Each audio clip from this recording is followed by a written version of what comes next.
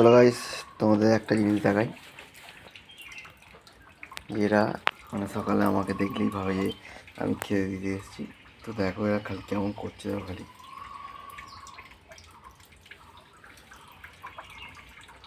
বুঝছো, আমি খেতে দিচ্ছি খালি খেয়ে নেবে এখন।